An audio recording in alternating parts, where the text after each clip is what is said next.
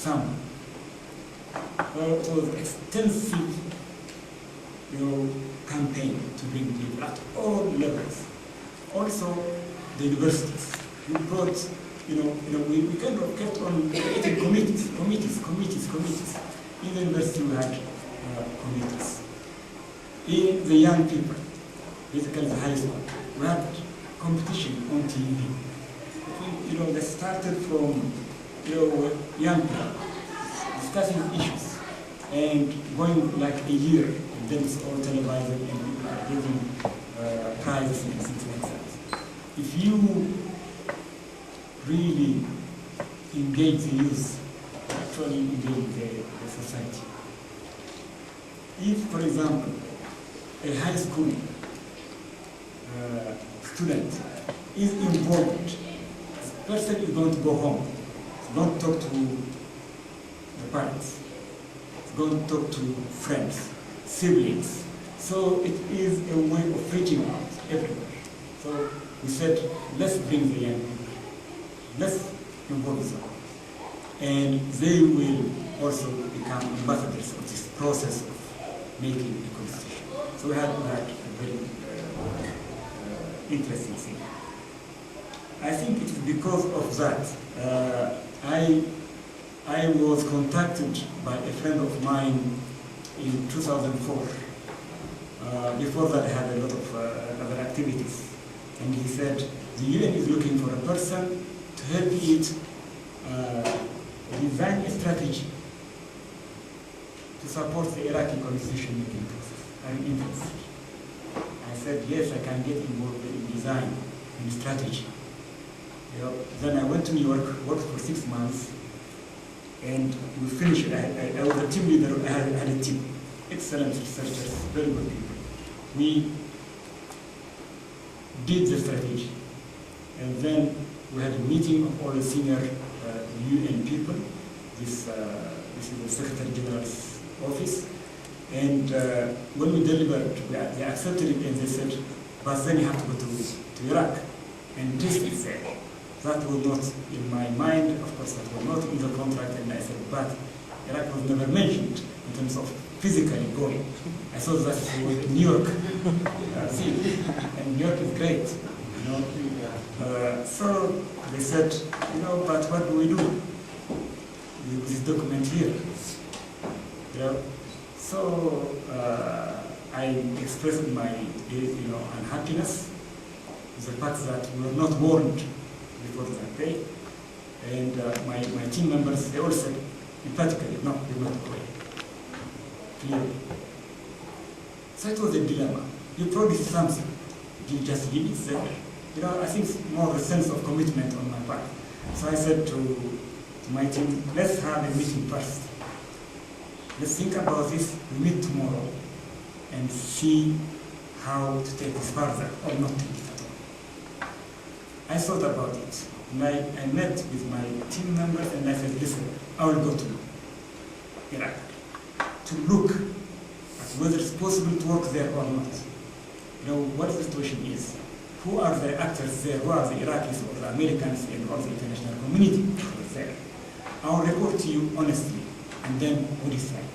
Decide whether to pull out completely, or go, or half of us go, or not go. So I went, spent 3 weeks there. And I came back and reported to my team.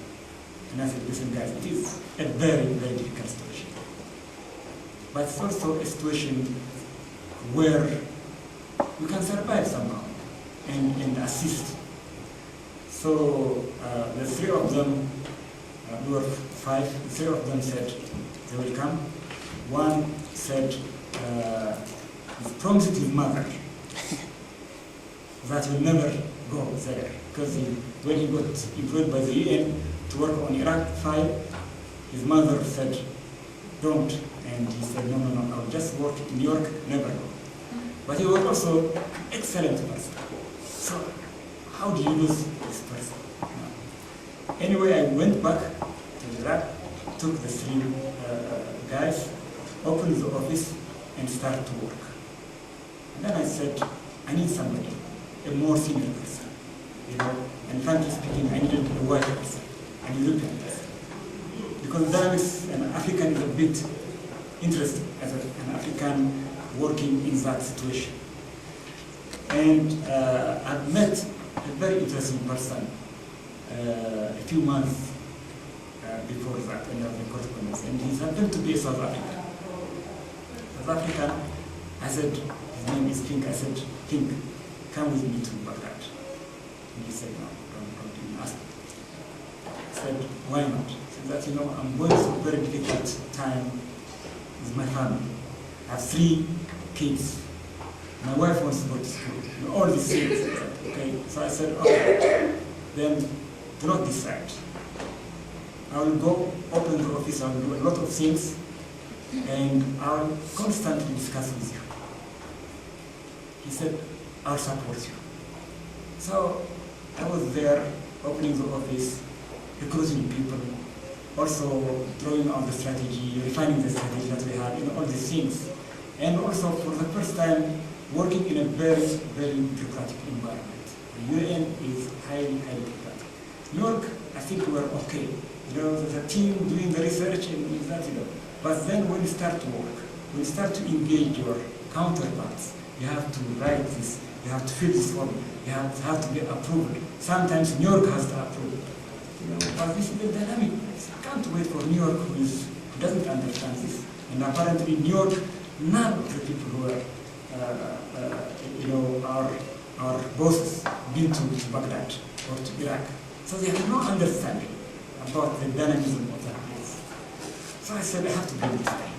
I kept on making him actually feel guilty. Listen, you have one life, I have one life, I'm surviving, you're surviving, he said, come, work together. And we had this also, after every 5 weeks, we had 1 week, going out. And if you stay 6 weeks or 8 weeks, then you can also go out for 2 weeks. Okay, you can handle it. He came and we did a fantastic job. What was very interesting, and jumping all over now, is see, if you don't understand the situation, you cannot be functioning properly. And what we understood was 2 things. One, society was highly divided. The Shias, the Sunnis, the Kurds, and the place was extremely violent. There wasn't dialogue as we know it. They start to talk and then somebody is bombed. Whether the one who's bombed is affiliated to one of the groups negotiating, we don't know. But that's what happens. We were living in what we call the green zone. It's well protected. But a stray bullet comes, a bomb comes, and so we had this, very, very, very violent situation. And also we had highly divided society in the sense that a minority that belonged to Saddam Hussein was governing the majority. Now Saddam Hussein is gone. Now the minority is coming.